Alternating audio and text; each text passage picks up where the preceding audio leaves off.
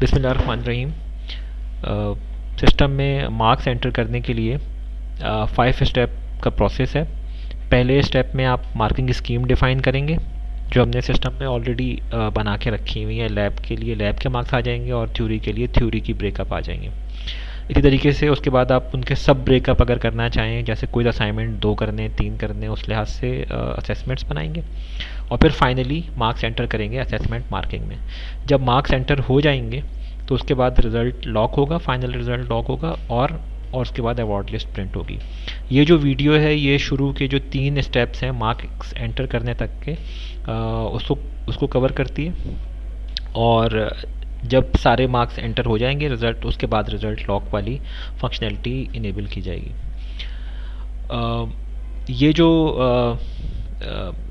Lab में lab के breakup के तौर पे मार्क्स जाएंगे और थ्योरी कोर्सेज़ में थ्योरी के लिहाज से मार्क्स जाएंगे।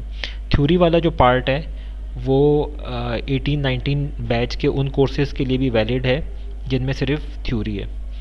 अच्छा, सबसे पहले अब यहाँ पे आते हैं डैशबोर्ड में, एग्ज़ाम में जाएंगे और फर्स्ट जो है मार्किंग स्कीम पे क्लिक करेंगे और क्रिएट ऑल मार्किंग स्कीम। तो आप जितने कोर्सेज़ में रजिस्टर्ड हैं उन सब की मार्किंग स्कीम बन जाएगी। इसको वेरीफाई करने के लिए ये data structure and algorithm lab course है, तो उसको चेक करते हैं। तो लैब मैनुअल, लैब प्रोजेक्ट और लैब फाइनल 15-15-20 नंबर की मार्किंग स्कीम बनी हुई है। इस तरीके से बायोइन्फॉर्मेटिक्स कंप्यूटिंग ये थ्योरी कोर्स है, इसको चेक करते हैं तो इसमें final 50 number, quiz and assignments 20 number और मिड टर्म 30 नंबर्स। तो ये है, अब मार्किंग स्कीम बन गई। अब आप असेसमेंट्स बनाएंगे। असेसमेंट्स बनाने के लिए एग्ज़ाम में आए, क्रिएट असेसमेंट्स। तो ये असेसमेंट्स बाय डिफ़ॉल्ट जो हमने लैब और थ्योरी के कोर्सेज बनाए थे उनके असेसमेंट्स भी ऑटोमेटिकली बाय डिफ़ॉल्ट बन गई हैं। अब हम चाहें तो इसी में ही मार्क्स एंटर कर सकते हैं, या अगर हम कोई इसमें फ़र्दर ब्रेकअप करना चाहें। फ़र्दर ब्रेकअप का मतलब ये है कि हमने कोई असाइनमेंट का एक हेड बनाया हुआ है। अगर हम ये चाहते हैं कि कोई असाइनमेंट के सब ब्रेकअप हों, यानी कि assignment 1, assignment 2, assignment 3, quiz 1, quiz 2, quiz 3, तो वो हम इनको एडिट करके कर सकते हैं। ये जो है वो अगर आप चाहते हैं तो इस तरह से कर लें। उसका तरीक़ेकार ये होगा कि लेट्स से हमारे पास बायोइन्फॉर्मेटिक्स कंप्यूटिंग का ये थ्योरी कोर्स है। इसमें मैं चाह रहा हूँ कि मेरा क्विज़ असाइनमेंट सिर्फ क्विज़ असाइनमेंट ना हो, बल्कि क्विज़ 1, क्विज़ 2, क्विज़ 3 की ब्रेकअप में हो। तो उसके लिए मैं एडिट में जाऊँगा और मुझे सिर्फ वेटेजेस चेंज करनी पड़ेंगी और वेटेजेस चेंज करनी पड़ेंगी। वेटेजेस इस तरह से होंगी कि अगर मेरा एक क्विज़ एक असाइनमेंट है तो मैं दोनों के लिए 50-50 वेटेज डालूंगा। अगर मैंने 2 क्विज़ लिए हैं और 2 असाइनमेंट लिए हैं तो 25-25 और 25-25 इसके लिए। और अगर मेरे पास 3 क्विज़ हैं, एक 15 वेटेज होगी, दूसरे की 15 वेटेज होगी और तीसरे के 20 होगी।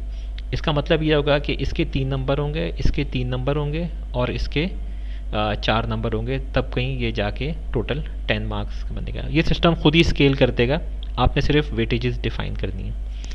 तो सबसे पहले फॉर एग्जांपल मैं चाह रहा हूँ कि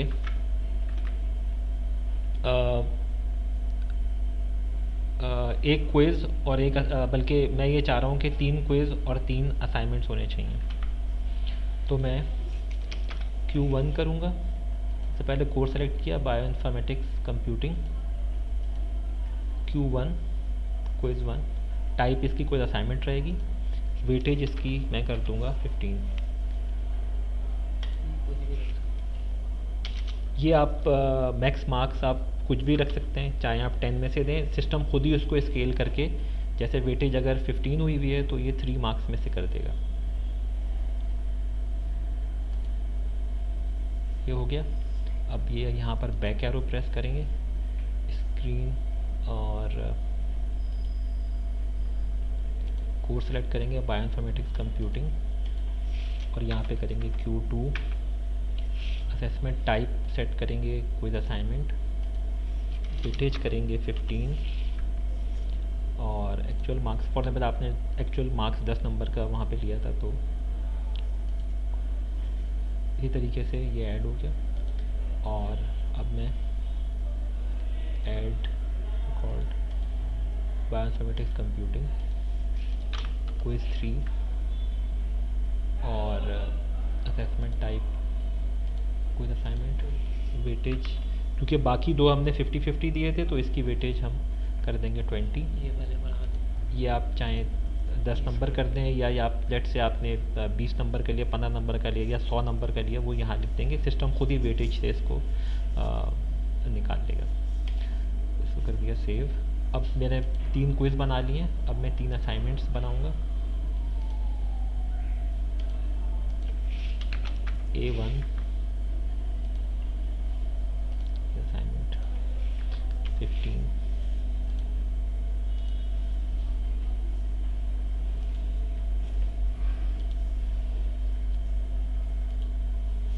इसी तरीके से A2 15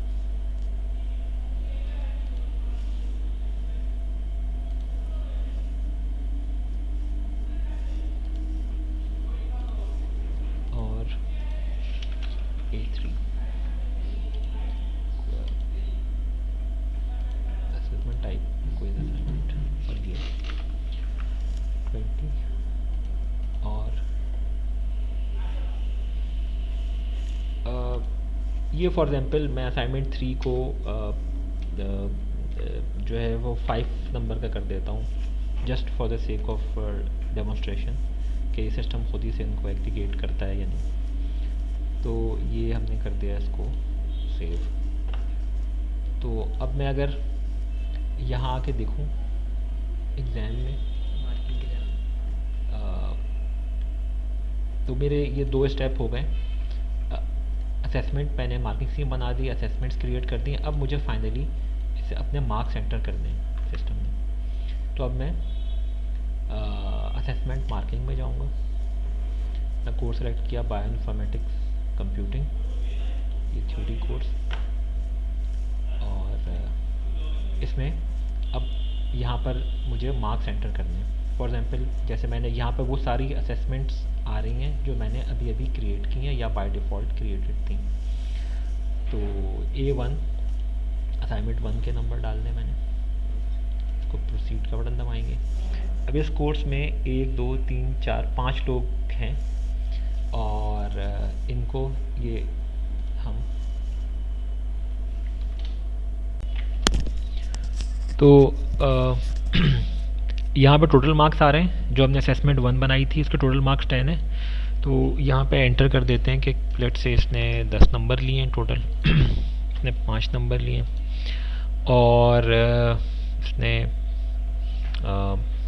लेट से ये स्टूडेंट जो है वो एब्सेंट है, तो यहाँ पर ABS सेलेक्ट कर लेंगे। और ये स्टूडेंट ने कोई अनफेयर मीन्स यूज़ किए हैं तो यहाँ पे UFM सेलेक्ट कर लेंगे, जिसकी वजह से एक्चुअली इनके नंबर 0 ही जाएंगे बट इनके साथ इनका स्टेटस भी जा रहा होगा। और इसने वैसे ही 0 नंबर लिए हैं, मतलब एग्ज़ाम में 0 नंबर लिए। तो अब हम इन सबको सेव करना चाहते हैं तो यहाँ पे सेलेक्ट ऑल करेंगे और सेव कर लेंगे। तो ये सेव हो गया। अगर आपने कोई इसमें कोई चीज़ चेंज करनी होगी लेट से, तो आप यहाँ पर अपडेट का बटन आ रहा होगा तो हम यहाँ पे अपडेट कर सकते हैं। इसी तरीके से अब हमने असेसमेंट 1 के मार्क्स डालें, बैक करूँगा तो ये असेसमेंट 1 चली गई है, यहाँ पे सिर्फ असेसमेंट 2 आ रही है। इसी तरीके से असेसमेंट 2 के मार्क्स यहाँ पे इसके टोटल मार्क्स आ रहे हैं और लेट्स से इसके 10 नंबर, इसके 5 और इसके 3, इसके 2 और 1 और ये सेलेक्ट ऑल किया इसके बाद। और ये इसमें भी ABS आ रहा था तो हमने इसको लेंगे। तो जो कोई ये जो अनफेयर मीन्स और एब्सेंट स्टेटस जहाँ पे रिक्वायर्ड होगा सिर्फ वहाँ पर चाहिए, हर जगह इसको नहीं यूज़ करेंगे। ठीक है जी। और अब इसी तरीके से असेसमेंट 3 आ गई। असेसमेंट 3 में जाएंगे और असेसमेंट 3 में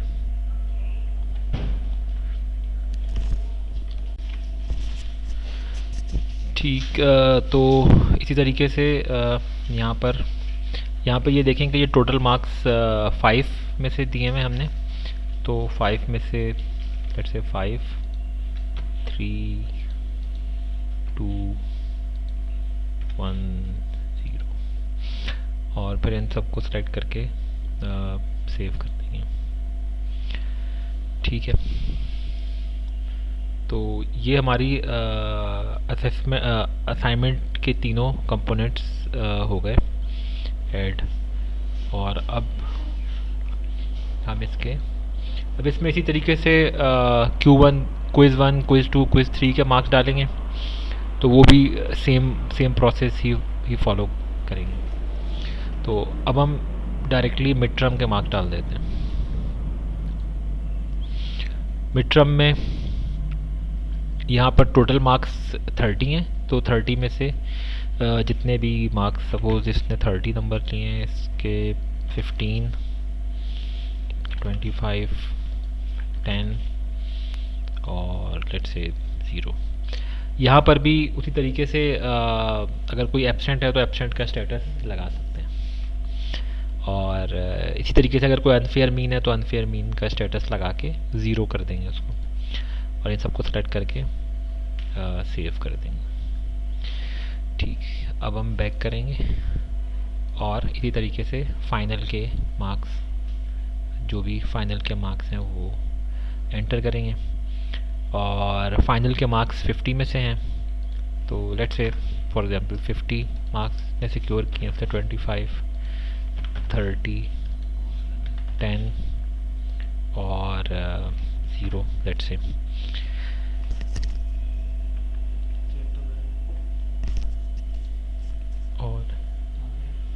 और इसको सेव कर देंगे।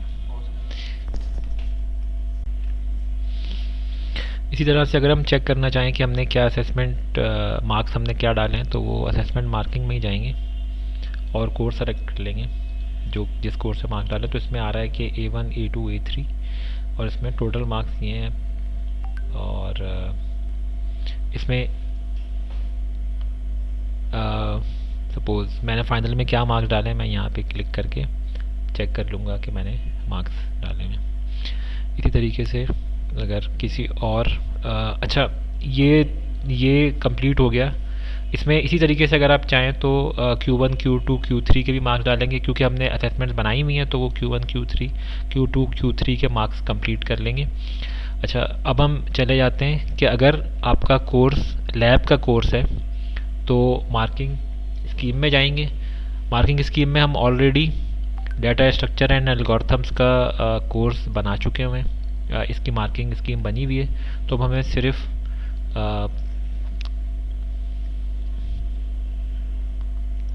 असेसमेंट मार्किंग में जाना होगा डायरेक्टली, और हम अपना कोर्स सेलेक्ट कर लेंगे, data structure and algorithms assessment. अब इसमें डायरेक्टली मार्क्स एंटर होंगे, क्योंकि इसमें सब डिवीज़न बनाने की ज़रूरत नहीं है, आप डायरेक्टली मार्क्स एंटर करेंगे, ये बाय डिफ़ॉल्ट बनी हुई है।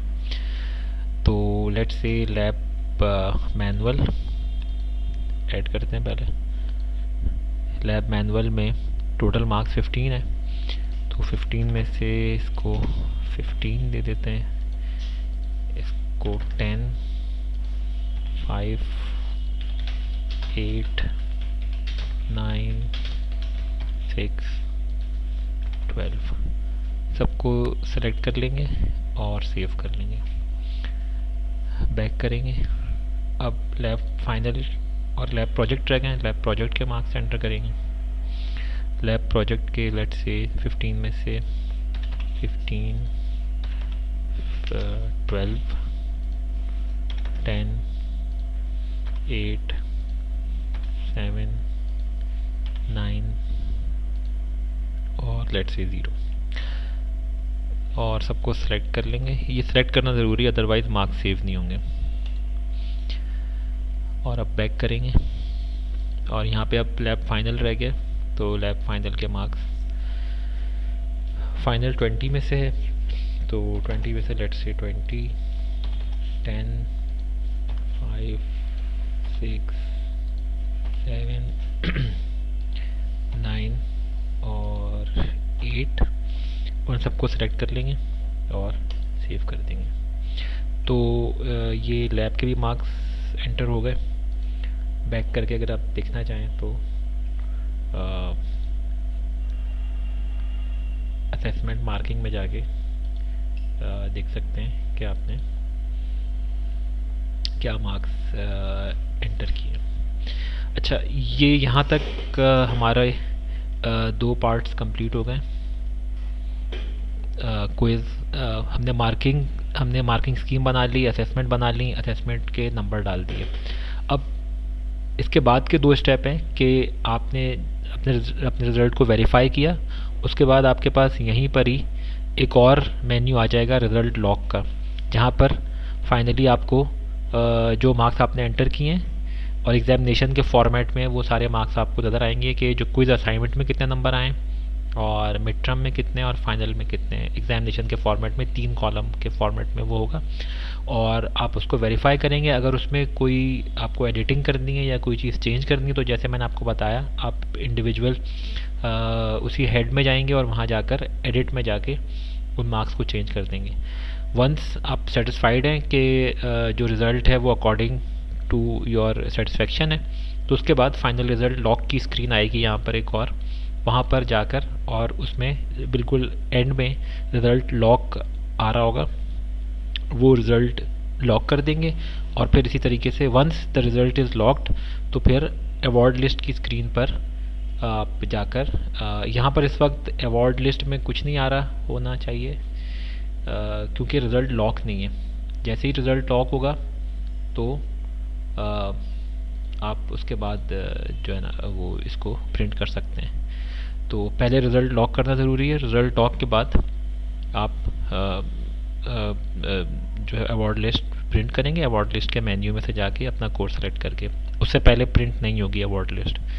और जब आपने एक दफ़ा रिज़ल्ट लॉक कर दिया तो वो आप फिर एडिट नहीं कर सकते, फिर वो एग्जामिनेशन के पास राइट होंगे कि वो उसको अनलॉक करें या उसको एडिट करें और इस तरीके से होगा। तो ये था वॉक थ्रू CMS में मार्क्स एंटर करने का। अच्छा, ये जो वॉक थ्रू है ये नॉर्मल जो आपके 2020 एंड फर्दर के लिए है, जिसमें थ्योरी के मार्क्स अलग कोर्स में होते हैं और लैब के मार्क्स अलग कोर्स में होते हैं। 2018 के वो कोर्सेज जिसमें सिर्फ थ्योरी है उसमें भी यही